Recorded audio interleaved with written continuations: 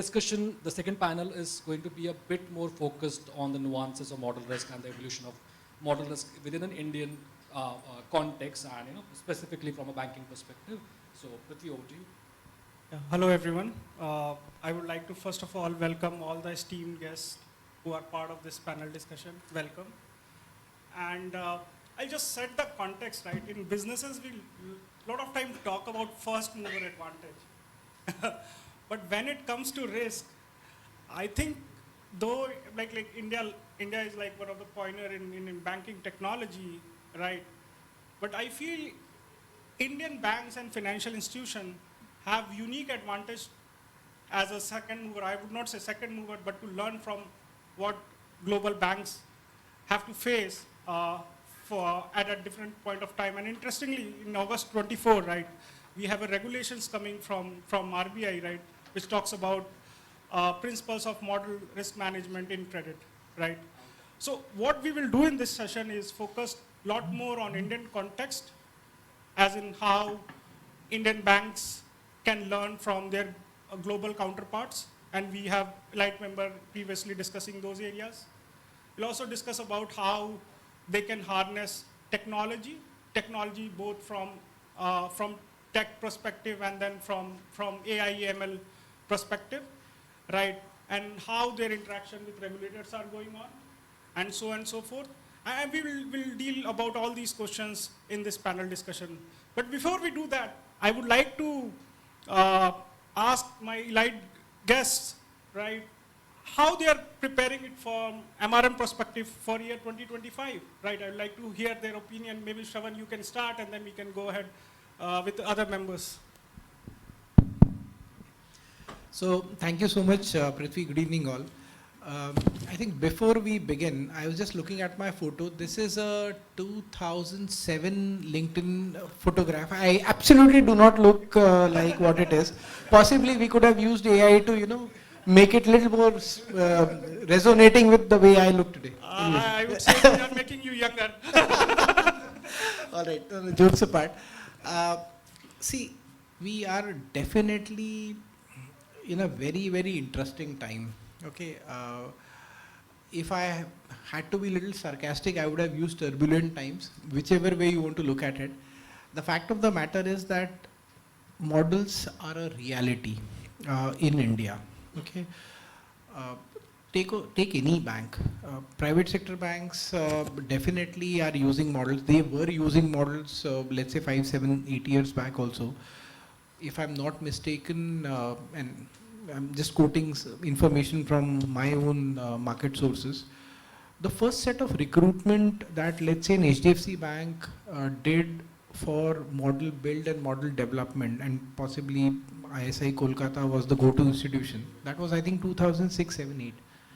That can, that should tell us when was the time when these banks started focusing.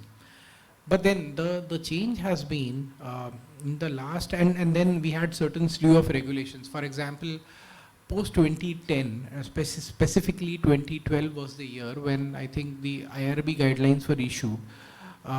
There was a push from RBI as a part of a G20 signatory that we would show some action.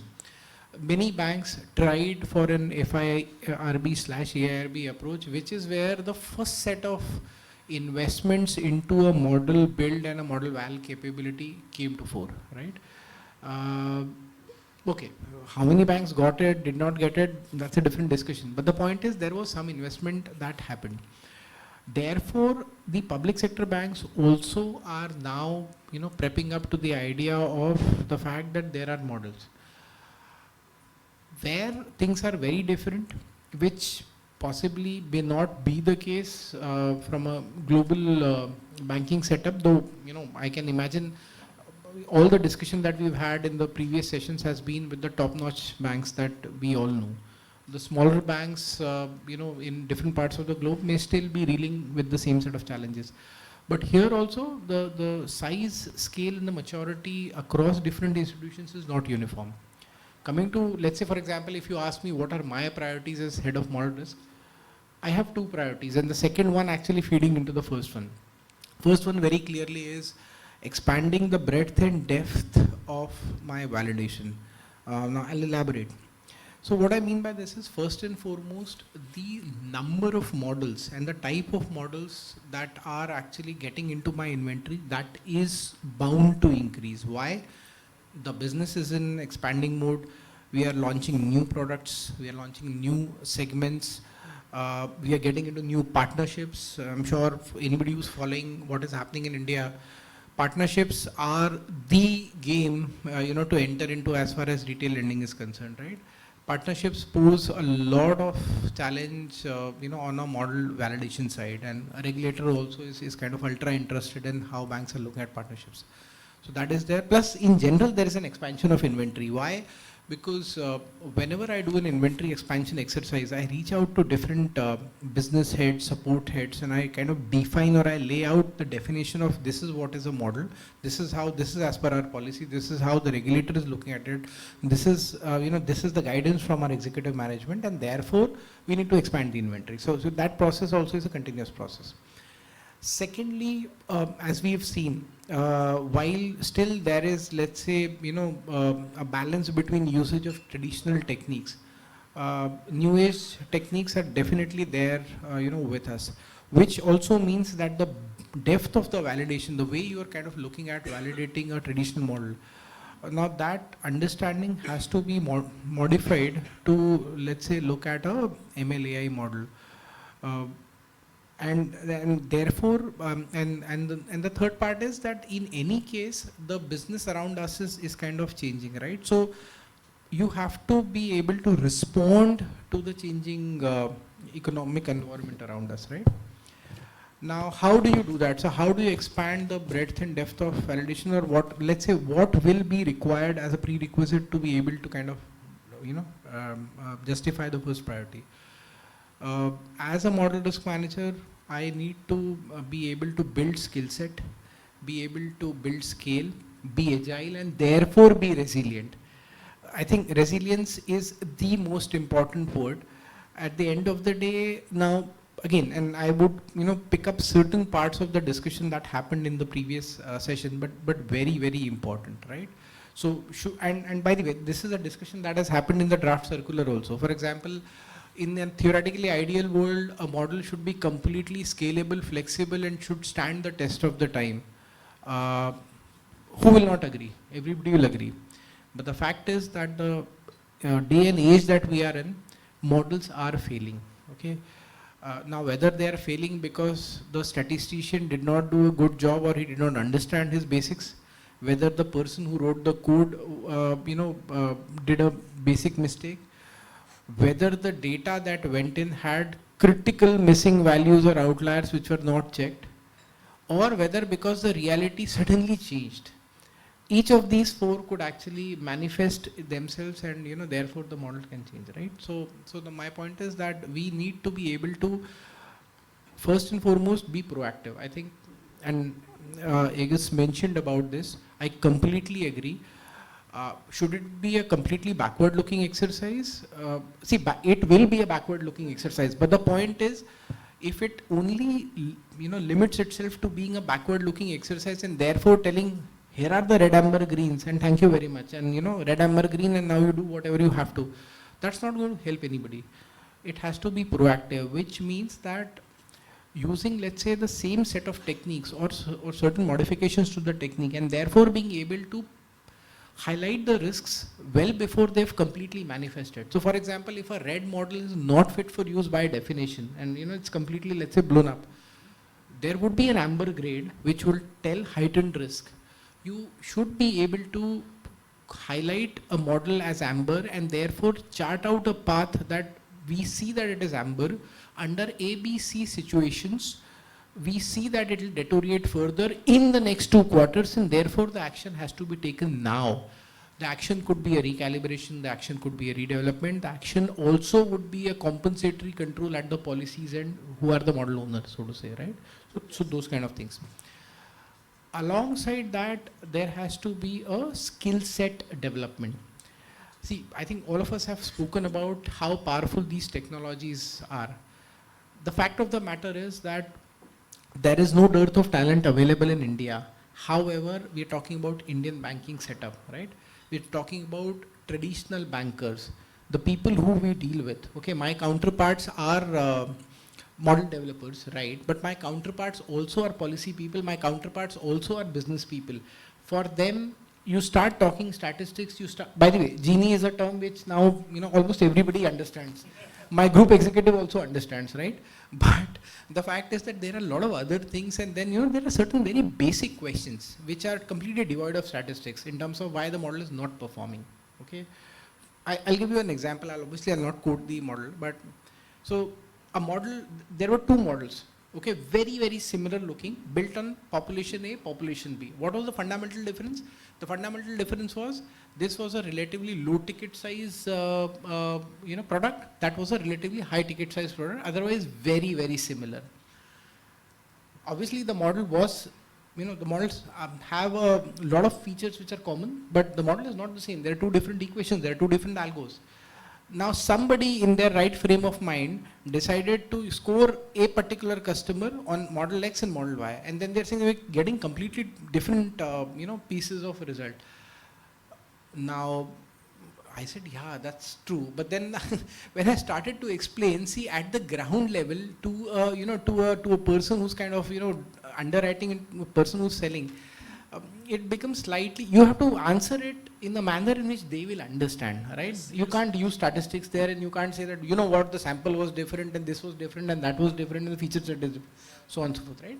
So skill set, therefore, not only in terms of, the technical skill set, and to Anand's point, you need a technical skill set, but you need to be able to understand your business and you need to be able to understand your products, okay? The last thing is agility and therefore resilience. I think the time has come for us to be able to build that scale and therefore the agility also in terms of, doing faster validations and faster recalibrations. That's the only foolproof way. See, if you can't guarantee a lifetime of, let's say a model purity, what else will you do? You will have to recalibrate it immediately, right?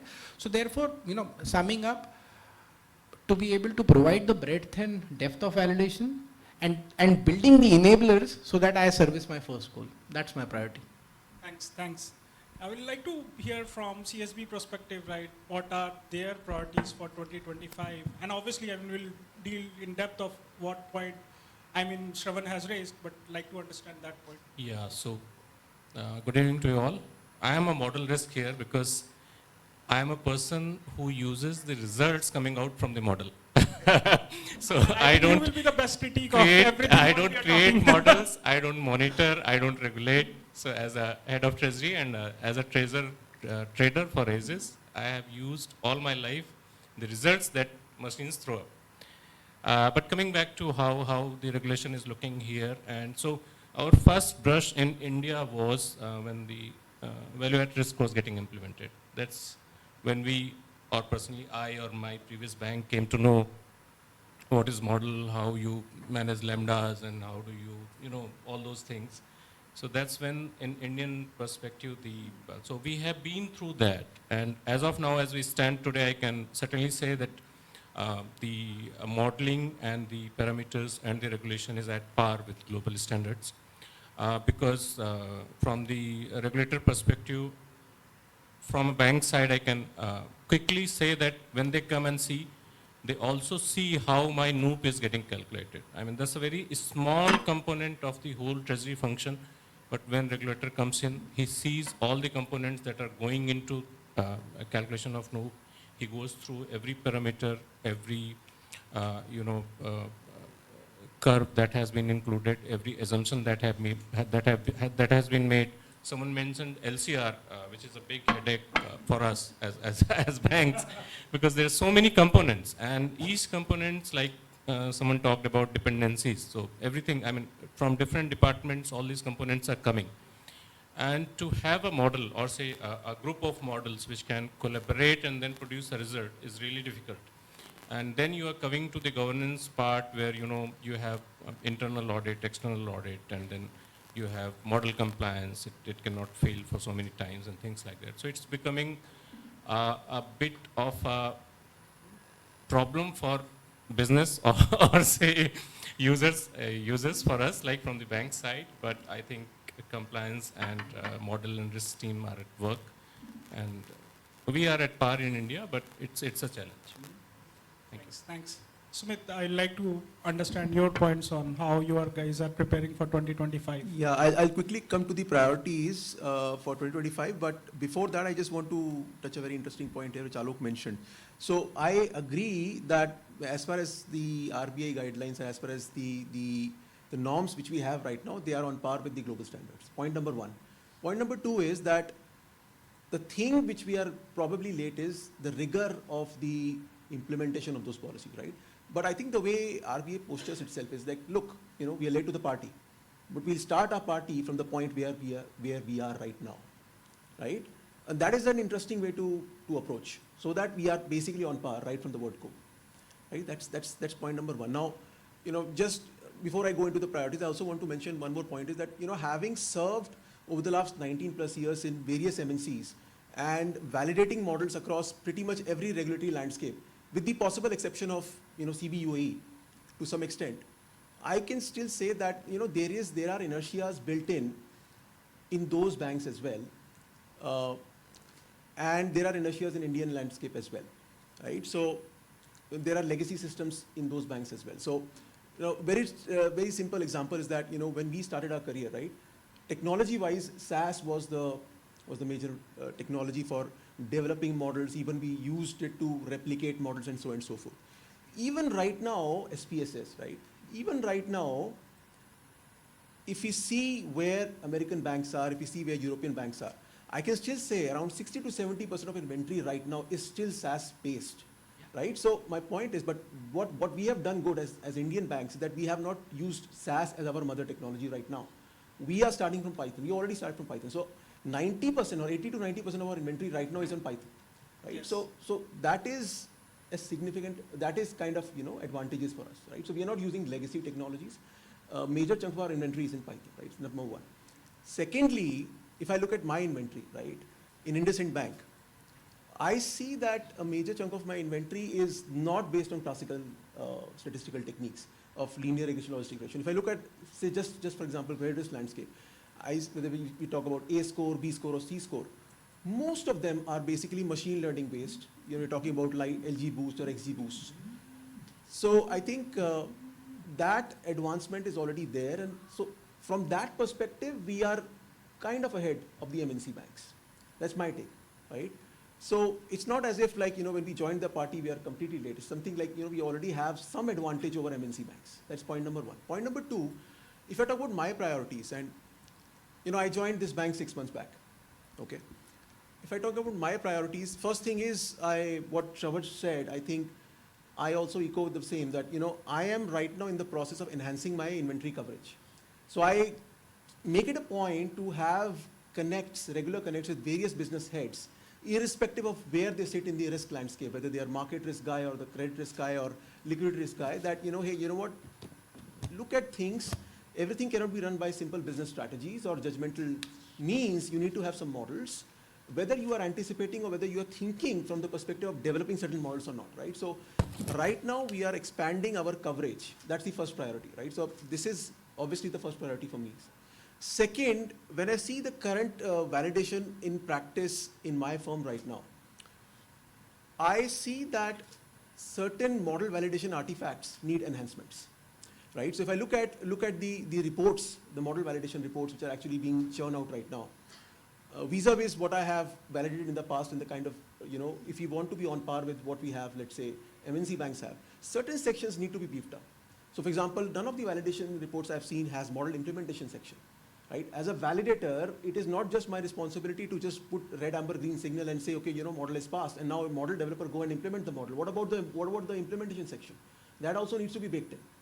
Right. Also, I've seen that, at least in my area, I also want to beef up in terms of how you have arrived at a particular model. Usually what I see is that you develop a model and you say, hey, this is the champion. But what about the story, right? How do you say that this is your champion? What about the other candidates whom you say that this is not my champion, this is the champion, right? So I want a proper story. So in a nutshell, the second priority is to basically beef up some model validation artifacts. And associated with that is also to enhance the existing standard operating protocols, the internal SOP. The policy is fairly robust, but the internal SOP protocols. Particularly when I say, I'm more focused about how often we are actually doing the validation, the first line is actually doing the ongoing monitoring. Whether they are doing the ongoing monitoring on the quarterly basis or they are doing the half-yearly basis and so on and so forth.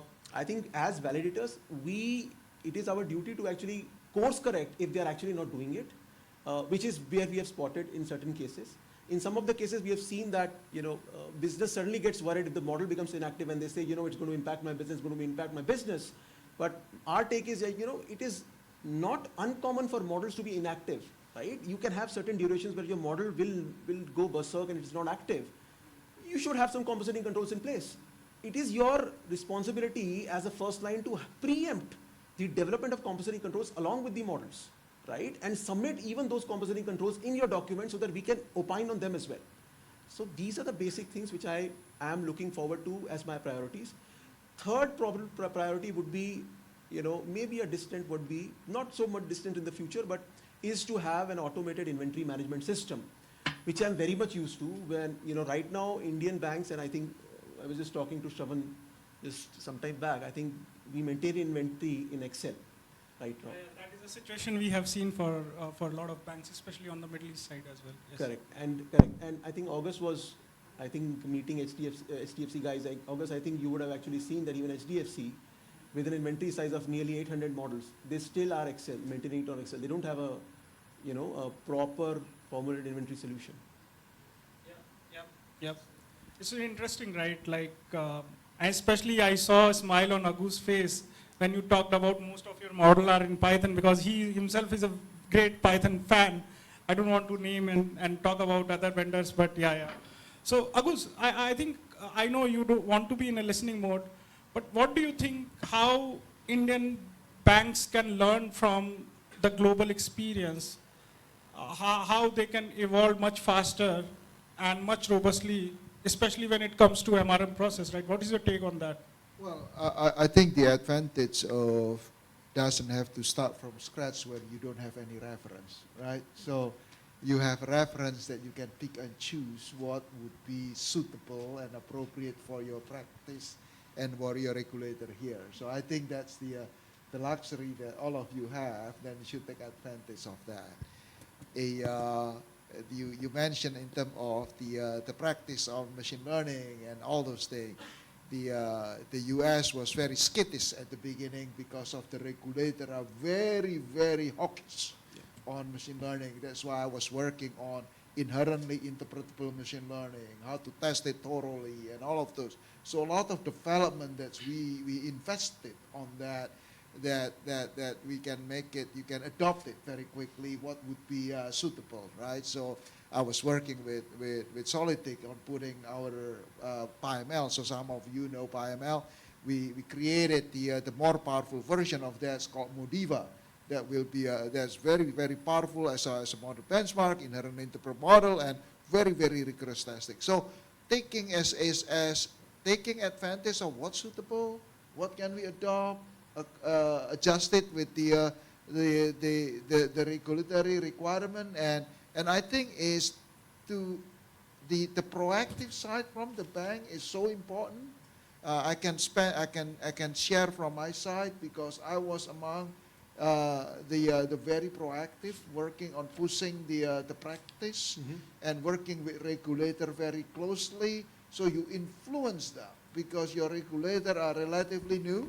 So they take it as advantage to teach them all the way and to show the way. I think that's something that I would really, instead of passive, waiting for them to come and examine, but taking advantage of, for any question that they have, they ask A, I am going to give you A, B, C. Okay? They ask B, I am going to give you A, B, C, D. So by doing that, really taking advantage of shaping their mind. So that's what I did. So when we deploy a machine learning for credit model, people are scared in the US. Even some today, some of them still scared doing credit scoring using machine learning. We did it because we influence them. We do all of those. So I think taking advantage of that as your regulator try to do a fishing expedition among banks as well, right? So be able to influence, to show the case, to bring them on your side, that will be very, That's a very great important. tip. That's a great tip, yeah. So that, and then so that you can infuse sensibility to them. I think that's very, very important. Thanks, Agus. And this is very, very interesting. Yes. No, I think the point that Agus mentioned is actually very, very important. The only challenge that I see is, I think most of the banks, we trying to do that, right? We've been trying to, first and foremost, I think we've been very, very open and transparent about what we've done and things that we have not done and what is the plan. So that, we've engaged, or we've tried to engage in conversations with the regulator on the same point. But as of now, the challenge that I particularly face is that the speed of change is tremendous. If somebody would ask me, okay, what would you do? Would you rather do a patch fix and move on, or would you, press the pause button, do a reset, look at, okay, this is our baseline, this is how we want to improve, then start creating processes and achieve, go from level X to level Y. Obviously, I would prefer the second mode. I do not have the luxury. And one reason that I possibly believe is, again, and whatever I've seen, and I've not worked in let's say, one of these foreign banks, but whatever I've seen is the level of maturity in terms of understanding of the subject, of the domain, and therefore the processes is definitely much better than what we see in Indian banks. Because Sumit, I think you've seen both sides of the story. You would possibly agree with me, right? That being the case, okay, I'll possibly put it anecdotally. If you want to design a Ferrari, you can't have a mindset of making a Maruti 800. You have to, think that I want to build a Ferrari, and therefore, that is how I'll start. Correct. As of now, we suddenly want to aspire to, get to a Ferrari level. And we are at a Maruti 800 level, and somebody in between, suddenly brings a Tata Harrier. So it's a question of where are we and what is it that we want to do. We are not following a structured approach of moving from place A to place C. That's the problem. Let me share a little bit on I'll, this. I'll, from bankers, say, user perspective, I'll quickly put a point here. People talk about regulation global. Global means largely US now, earlier European. So I have worked at both the places, London and New York. So now the problem is that structurally we are very different. So this Asian subcontinent. So if you look at India, so regulatorily what we call leverage in US. So we are not allowed to leverage so much. Now, when you bring in regulation in terms of whether it's model compliance or any which other way, it further reduces my leverage. So that's why, like if I take an extinct example of LCR right now, which is offshoot of many people say SVB or whatever you call it. High frequency trades or say high frequency, and that is getting implemented now. There is a draft proposal. Now, what it will do is effectively, it will reduce my leverage further. So what happens that I'm not getting adequate return on my capital. Now, that's why there is a pushback from the users. So there's nothing wrong in, say, in regulations that are getting implemented in Europe or US. They are fine. They need to be there. But when we look at regulation and when we look at compliance or say development of models in that respect, we have to keep in mind that Indian banks are already much regulated in terms of capital than European or American banks. And this what causes is the pushback. So it's very good to have say LCR provision for high frequency transfers. You are exposed to internet banking and things like that, and you can you have to provide, say, develop model, find out how much is exposed, and you have to provide quarter percentage of your capital. The thing is that I'm already providing 3% more than what European banks are providing. So then when you come to me, when regulator comes to me and I say, hey, stop, I don't want to do this right now. So it's not that I'm not following the regulation and I don't think that that's not a good thing. It's just that there is a leverage that I need to calibrate. I think this is important as we talk about regulation. I don't know what's in your case. Is model risk management a regulation or guidance? In the US, SR 11.7 is not regulation. It's guidance, expectation.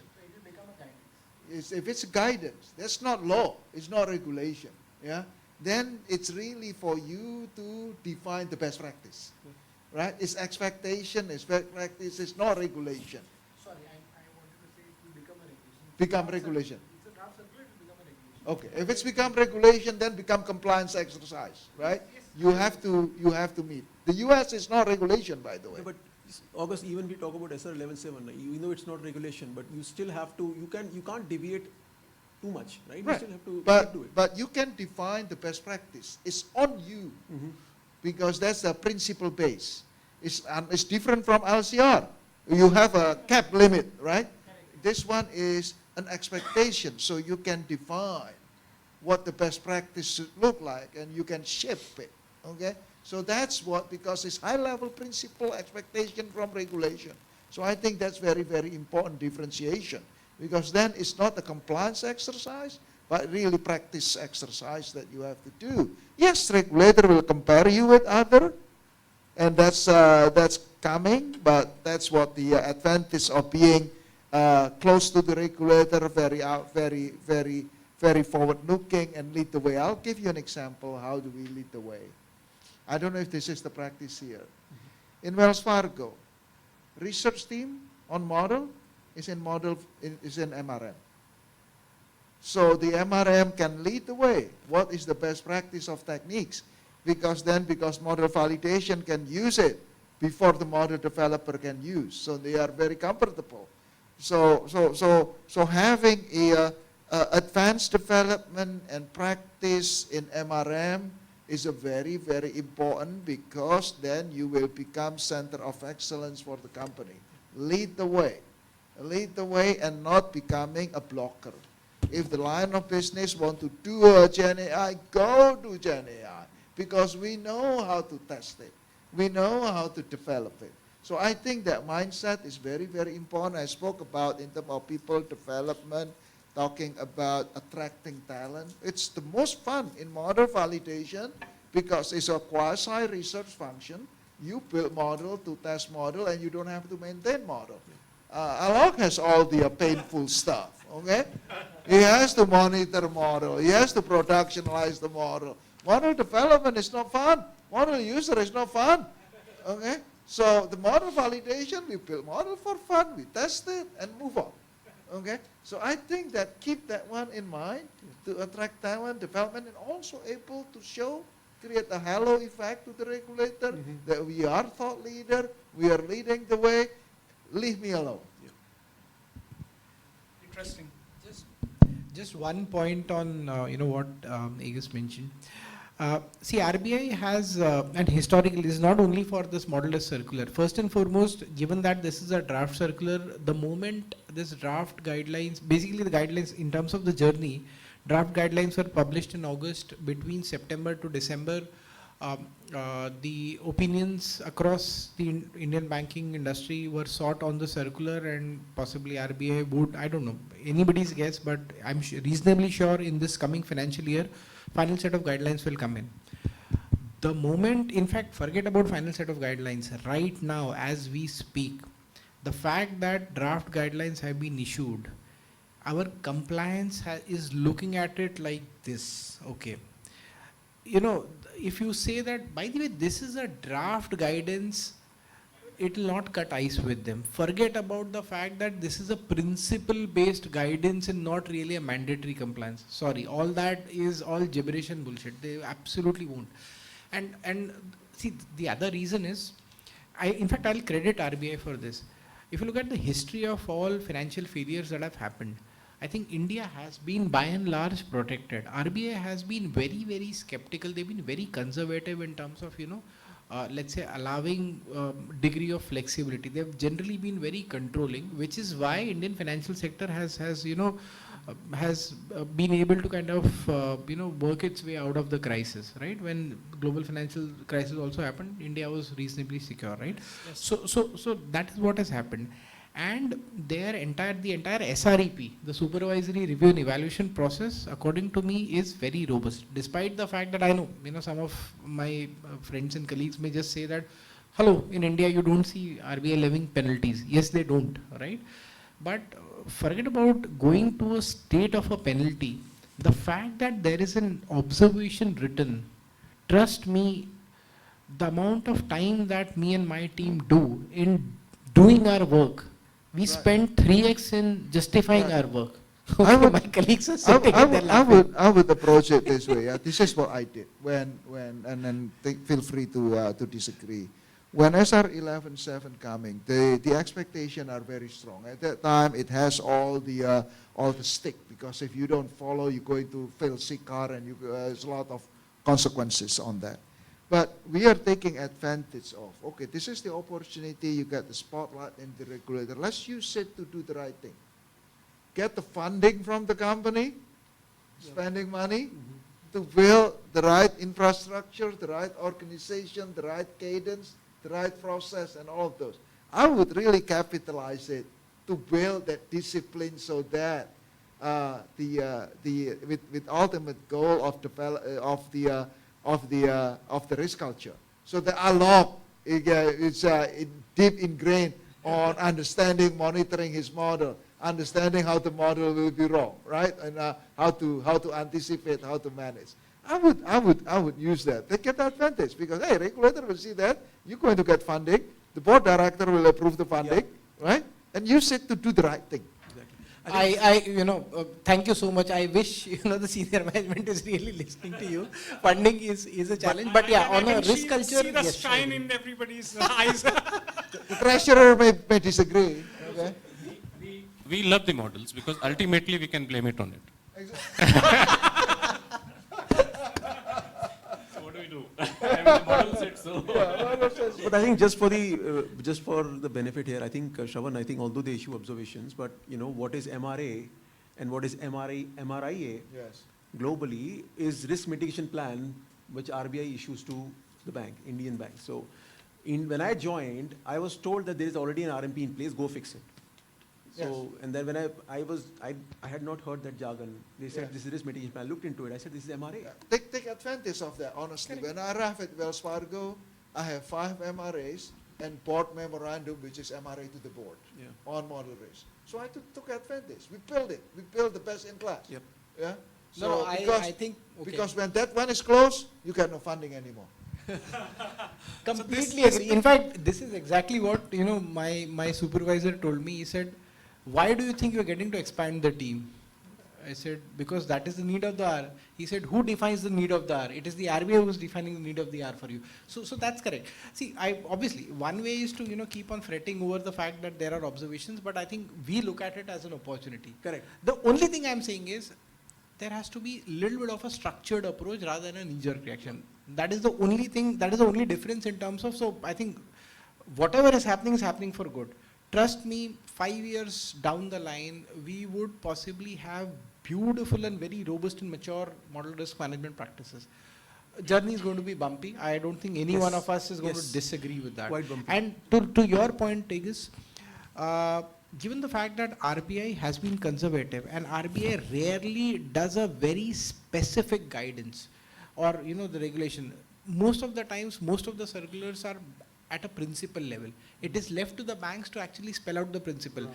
That also gives us the opportunity to actually define certain things in the manner in which, we believe they are implementable as long as they don't breach the outer threshold. Yeah. This is important for me because if you look at the experience in the US, you have a bank like the bank when I work for and do it, we have 2 years, we squeaky clean on MRA. We have no challenge from regulator from that time on until today. And then we have a few people in the room. I'm going to name a name, okay? So don't get offended.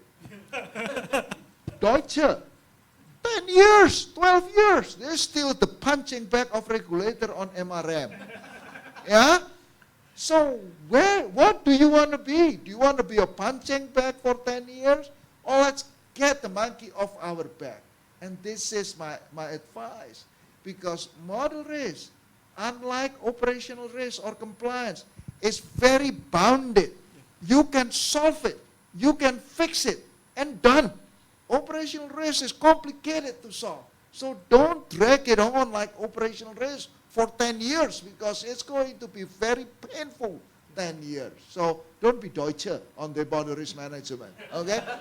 Fix it in 2 years, get the monkey out of your back, get the support. I would do it that way. Absolutely. So guys, the conclusion is get the funding. Now is the time. So we'll move to next topic. I was discussing with few of the industry leaders like how RBI has been behaving and talking to them. What I've learned is basically they are becoming a lot more granular when it comes to model risk. They are asking questions around variable, how they are stored, how they are managed, data quality and those kind of stuff. I just wanted to understand, right, from panel member, how their interaction with RBI has been, especially when it comes to model risk, what's the expectation, and other things, especially when it comes to MRM. I think, Sumit, you can start, and then we can move to other members. See, as far as the RMP is concerned, which we addressed very recently, models that were basically lying in danger zone, that were red rated, they were very hawkish. They wanted to get into the skin of the model and try to understand each and every variable. A lot of models were basically machine learning based. And, just to address the point, they were, and which we also criticized, that, you don't need to have a machine learning model with 150 odd variables, just have 30 variables, build a robust model, right? So we did all the critiquing. So luckily they liked our critique, and so they wanted to see how the features were developed. They were looking into feature engineering. They were also looking into the variable importance, information gain, all those aspects. So I think particularly the models from business perspective, which were basically catering to high materiality businesses in pockets, they have been fairly hawkish at this point in time. Also, I think given that the draft circular were issued recently, we had to go the extra mile. And my predecessor also, when I joined, we were in the transition phase, we had to go the extra mile to basically educate the regulators and the consultants hired by the regulators in terms of what is our validation framework, and these are the steps, how we are rating the model, why we are rating what we are doing. So all those things. So we spent a significant amount of time doing that, maybe the first month. And the next month was, they said, okay, pull out all your danger, red failed models, show us what you have done. What is your level of critique? Why you have done what you have done, and what accountability have you put to the first line, right? So these things, they have started, looking into it, and which is really appreciative, and I think it's a good trend. Thanks. And Shravan, your opinion, how your interaction has been? I hope not very positive, well, positive, whatever it is, yeah? No, as I said, while I think X number of observations or Y number of observations aside, direction of questioning has been almost on the same lines as what Sumit mentioned. I think initially their level of understanding and appreciation, I think, was basic. They are also, by the way, building teams and capabilities. That is very, very clear. Their questions are far more specific, very intrigued, asking very basic questions, and therefore, that makes a lot of sense in terms of why certain feature sets were not chosen or why they were chosen, etc., etc. In terms of, let's say, so our experience has also been in terms of two focus areas on model risk coming from the regulator. Number one, upping the game on model governance, very, very clearly.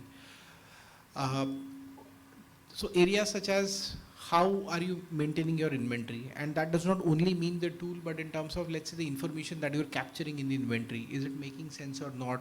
The entire aspect of auditability is what I saw, traceability, very important. Things such as how, what is the data time period on which your models were built, and therefore do they need a refresh, etc., etc. And last but not the least, the actioning, because as Sumit also mentioned, while see we were definitely doing deficiency assessment in red, amber, green, but that's okay. What are you doing? Are you still continuing to use a red model? If not, what is the compensatory control? How faster are you triggering rebuilds or recalibrations, etc., etc. Right? So I think that part of the actioning part of it, I think, has been under focus. That's on the governance side of things. The other is it's a cross between a policy and a model risk. Unsecured portfolios, unsecured lending and partnership models has been a favorite area for RBI, right? And unsecured is an area where model usage is the maximum. Maximum, yes. And unsecured is also the area where we have seen models which were flying like this, suddenly tanking like this, okay? And in fact, there were questions which were asked of me, did you not do this, did you not do this? And I was scratching my head, how did we miss certain basic things? And when I saw the reports, everything was there, everything was fine, and then still why did the model tank? Okay, when we did a root cause analysis, we figured out that the population suddenly started to behave differently.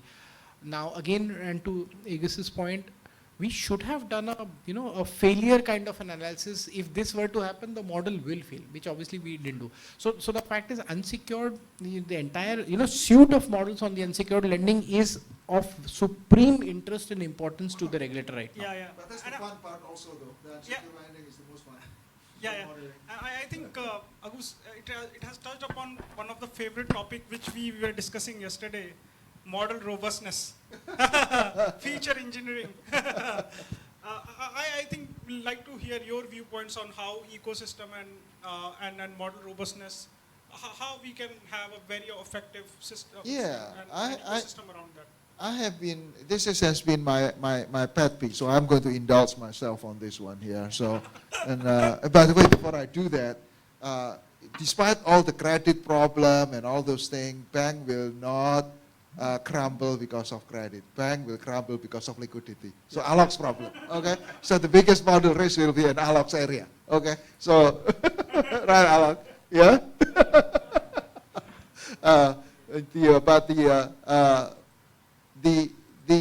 I think this is in particular because everybody doing machine learning today, and people just look at, this is the problem, a lot of problem with model developer and model validator as well. Because they're simply looking at performance, it looks good, and that's it. Now, there is a very dirty little secret in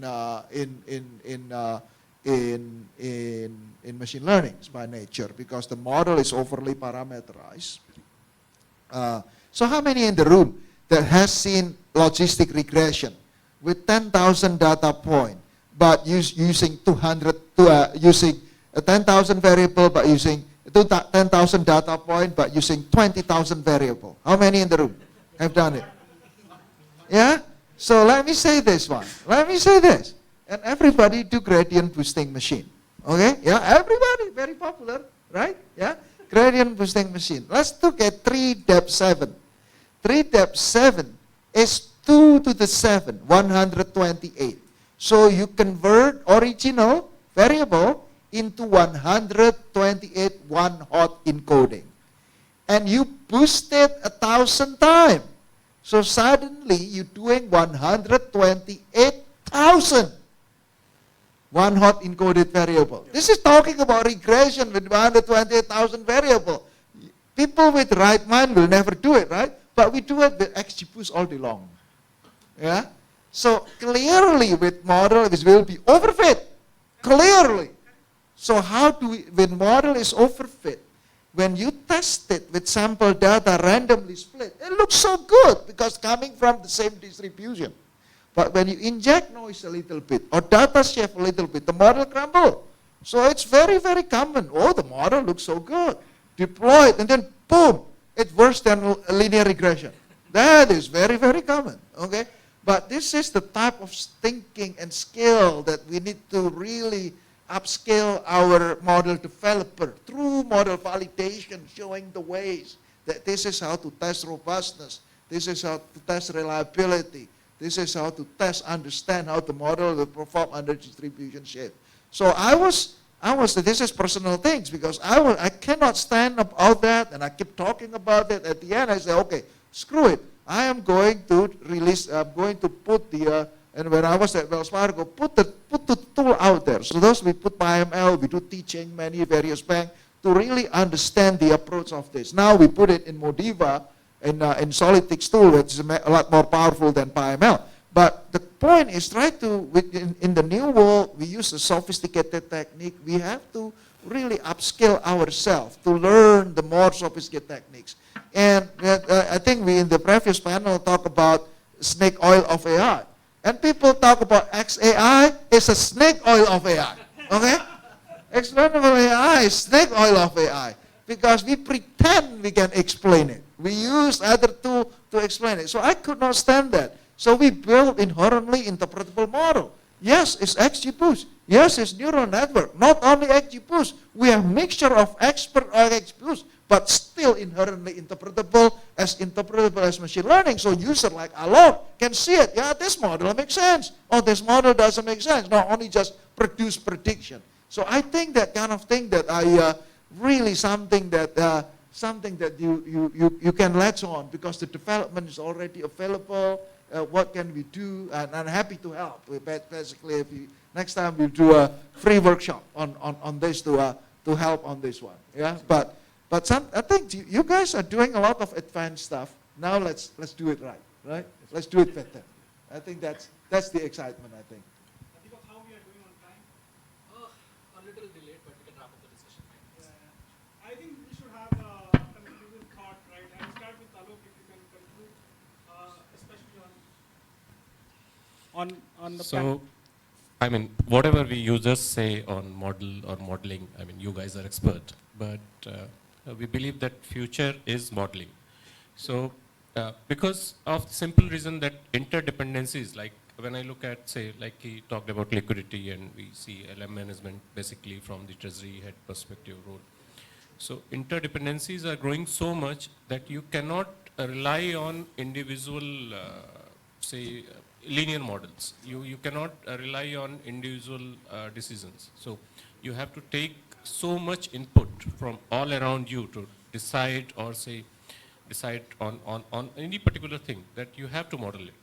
So, I mean, maybe some smaller banks or individual houses may still be working without modeling, but we at CSB and all other banks of any worth cannot do without it. So this is future. So what you guys are doing, I mean, it is going to grow.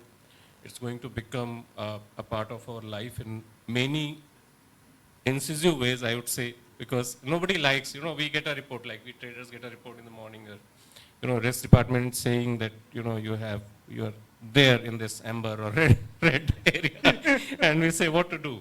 Let's keep it aside. But the fact is that it gives us some insight. I mean, it's not that, it's very robust, and we all believe in it. I mean, users, whether we say, I mean, at the end of the day, if we don't get our results, we can always blame it on the model. But the thing is that at the beginning of it, you are relying your decision, not at 6 sigma level, but at least at 4 or 5 sigma level, to that model that has produced you some results for it. Because you need a base to make some decision, So ultimately, if you cannot make a decision just out of air. So this is, I think, is going to grow from the banking perspective.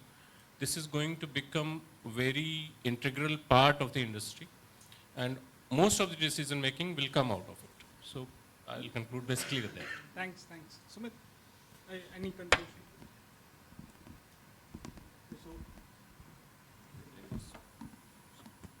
So exciting time to be in model risk management place.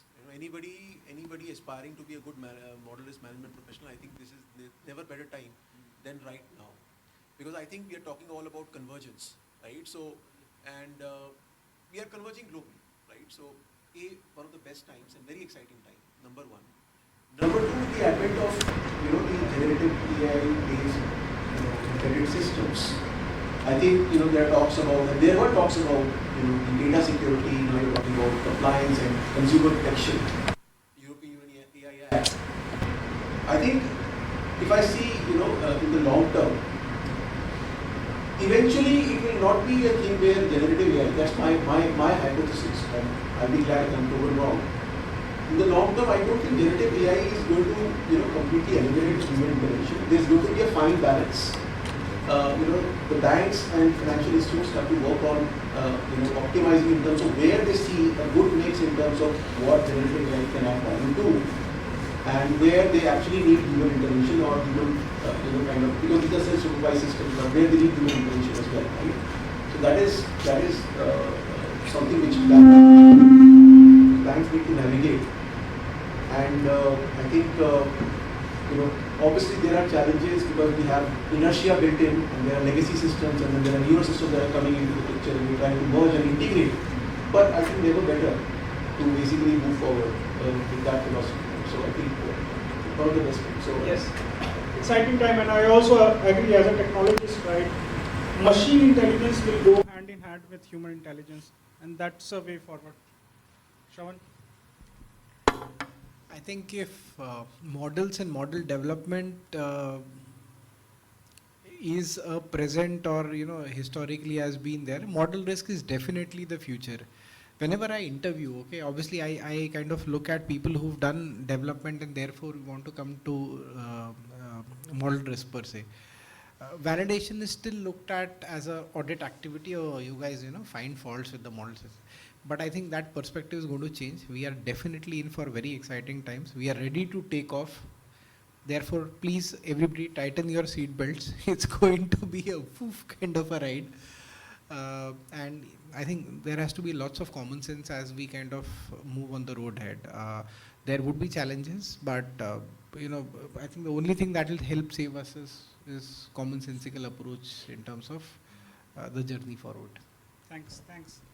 And here we conclude our second panel discussion. Can I say one more thing? Yeah, go ahead, please. I want to say the final things on this, because at the end of the day, what model risk management you need to do is to make the model owner, people like Alok, to be able to sleep well at night, because know exactly what the limitation of the model, what to do, what need to be done. So providing safety and honest opinion, and model owner can sleep at night well, because they know exactly what's the limitation of what we can do, right? So at the end of the day, bringing safety to the bank.